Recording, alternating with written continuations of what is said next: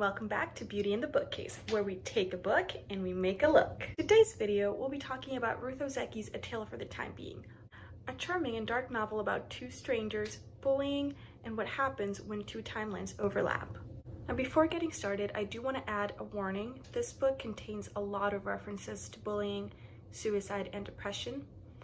So if these are triggers for you, I completely understand if you want to skip this video and come back next week. If you're currently a victim of any of these issues, I've included some links to resources where you can get help down in the description below. So Ruth Ozecki is a Canadian-American author and a Zen Buddhist priest. She's actually won 17 awards for her work both in literature and film, and is currently a writing professor at Smith College. I first encountered this novel during my second year of college during my modern literature class, and that was when I first met Ruth and that is where our story begins. The book weaves two narratives into one as Ruth, a writer's block author in British Columbia and now a Japanese American girl forced back into Japan that she has no connection with, come together through a diary washed up on shore. Now returning to Japan after her father loses his job, now struggles with her identity. She has no connection to this new land and only speaks the language conversationally. As her parents slip back into their own lives, Now is left to navigate by herself with no one to talk to but her journal. Now faces a lot of bullying in school immediately as other students single her out due to her otherness. And when she is bullied, I actually do mean she is harassed. The violence and humiliation Now is subjected to goes farther than pulling her pigtails or shoving her in the playground. But Now is not alone in her suffering. Back home, her father is unable to find a job, which leads to him to feel shame and guilt, and he becomes really depressed. And following the culture of honor over everything that is so prevalent in more traditional Japanese minds, her father attempts suicide more than once, and Now is left to pick up the pieces as her mother is too busy at work. During this time is when Now actually buys the journal that Ruth ends up finding. So she actually ends up finding this shop that takes actual books, older books, and rips out the actual novels from them. And then they will put in blank pages, but the cover of the journals then are the original cover of the book. She actually ends up picking up Marcel Proust's In Search for Lost Time. That's the book that she chooses because Now has, with a name that sounds like the word now, she has a fascination with time, especially losing time. So this journal sort of becomes not only a link between the two main characters, but also just a reminder for Now, because she also gets quite depressed throughout the book, and she decides that the only reason she's not going to commit suicide is because before dying, she wants to make sure that she writes down the story of her grandmother, who is actually a Zen Buddhist priest. Actually, a Zen Buddhist nun. So throughout the novel then, Now ends up going to live with the Zen nun for a long time, and she really develops a really strong, beautiful relationship with her grandmother that provides her with the support that she needed and that she couldn't get at home because her parents were, they were busy with their own struggles. So the grandma teaches Now how to go into herself and find peace within herself, and and how to find strength throughout this pain. And that really helps her heal, and it really helps with her mental health. And she also takes this time to learn more about Japan and to learn more about her family, because she was kind of just dropped in after living in America for so long, and now this is her home. So her grandmother serves to connect her to herself and to her family. As the timelines sort of overlap, we have Ruth, as I said, in British Columbia, and she finds Now's diary washed up on shore at one of the beaches over there. She and one of her friends and her husband are trying to figure out where this diary came from, because they're aware that it came from Japan, but how did it travel so far, right? And they conclude that it was actually part of the debris that came after a tsunami hit Japan. So that already starts building that relationship between Now and Ruth, because as Now reads the diary, she starts connecting with Now and worrying about her and caring for her. So of course, knowing that this terrible tragedy struck her and her family, she's worried about where Now is now, if she survived, why the diary isn't with her. So it's really interesting how those two narratives came together. And really overall, this is a beautiful book about loneliness, identity, and how truly small the world can be. Now, bullying and shame play a large role in this story. Now is physically attacked and assaulted by her classmates. I mean, she is tortured. Her life in school is so miserable, and it's just because, you know, she couldn't connect, she couldn't relate, she dressed differently, she spoke differently. Her education levels, you know, she couldn't even pass her entrance exams because she had an American education. She didn't know the things that were required to pass these exams in Japan, which is just kind of like struggle after struggle. She's starting in a new school, in a new country, in the middle of the semester, and without being able to pass her exams. And she's just filled with so much shame, and she kind of tries to cover up the bruises and the scratches from the pain and the torture she's facing at school.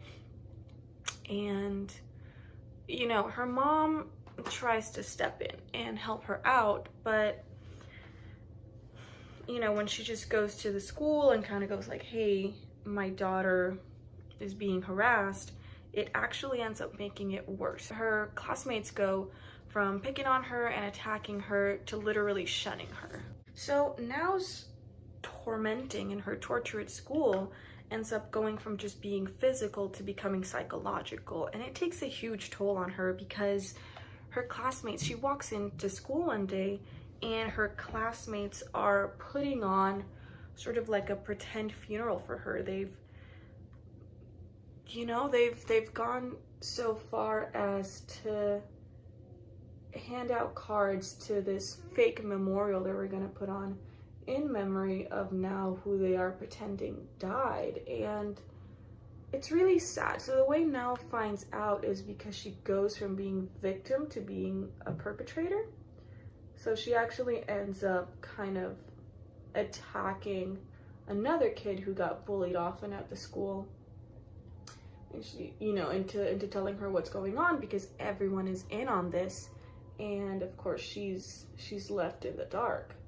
So she ends up attacking this kid who ends up telling her, like showing her this card for basically a memorial they were putting on for her. And, you know, the kids, they start going like, oh my god, you know, I haven't seen her in school for so long, and oh, she died. And they put on a memorial, and it's really hard for Now because even the teachers are in on it. So they just pretend that she's not in class, and if she tries to participate or talk to anyone, they just act like she's not there. But then when she ends up going to the memorial, she's in such a dark place that she sees all these people who had been torturing her, and she's like, well, that was actually kind of a really beautiful ceremony. And she's moved by her classmates putting on this performance and this funeral for her, because they're all saying nice things that they never said to her while she was alive. And I think that's just really interesting commentary in general when it comes to suicide and depression. Even though she is alive and this is just some psychological torture, it is often seen that people don't get praised and they don't get the love that they need while they're alive, but the second they're gone, you know, it becomes like, oh, but they were such a good person, and all this and all that. And yeah, it's a very harrowing kind of moment. And, you know, you obviously feel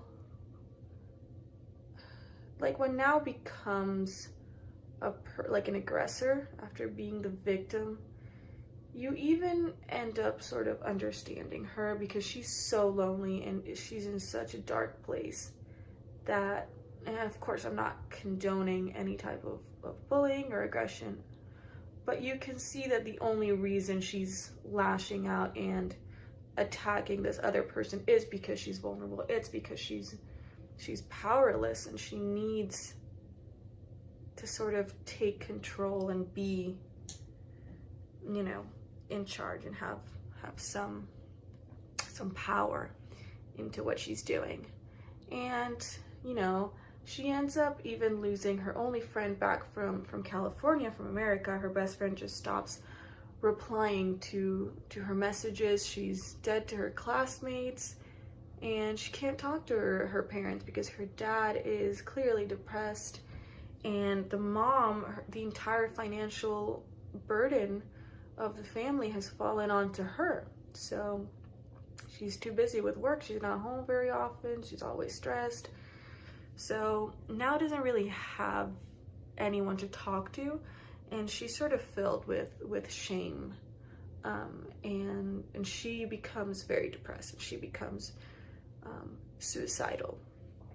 And that might just be her mirroring her father. You know, she was seeing this. She was the only one who was aware that her dad's accident hadn't been an accident. He'd been trying to take his own life. She sort of sees this idea that her father has about why he needed to commit suicide, because he'd rather die than become ashamed for his family because, you know, he's not making money, he's not working, he's unable to provide for them.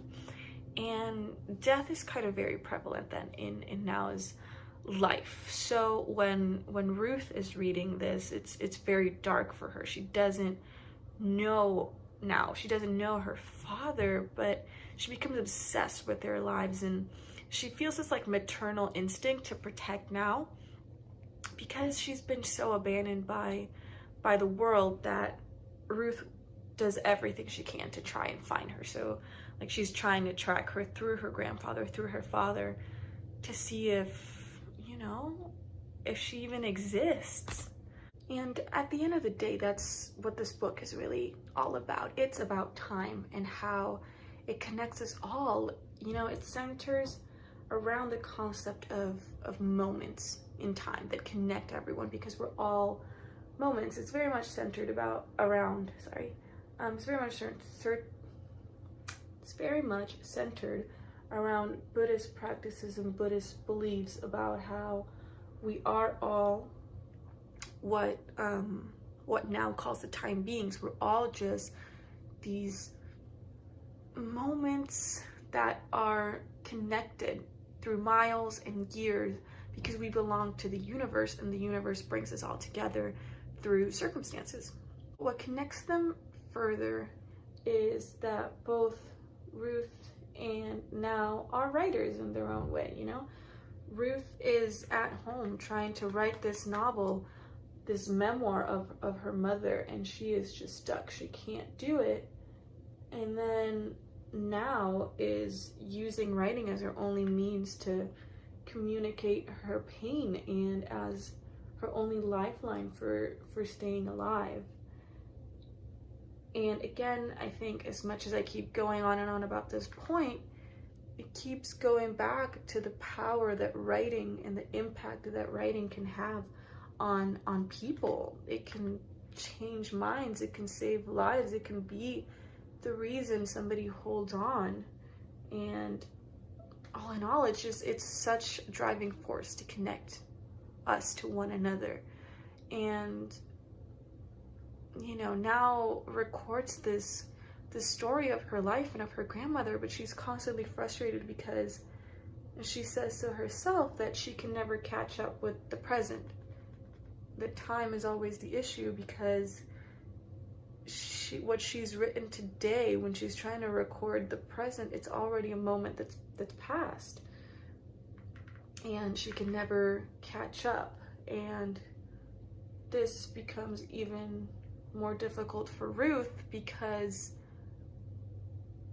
Ruth can't finish her own book about her mother, but then she also, you know, like now didn't write till the last page. She kind of just drops off and the diary washes up, and it's sort of like the severed connection, but they both feel like they're lost in time and like they're wasting time, and they're like these lost souls.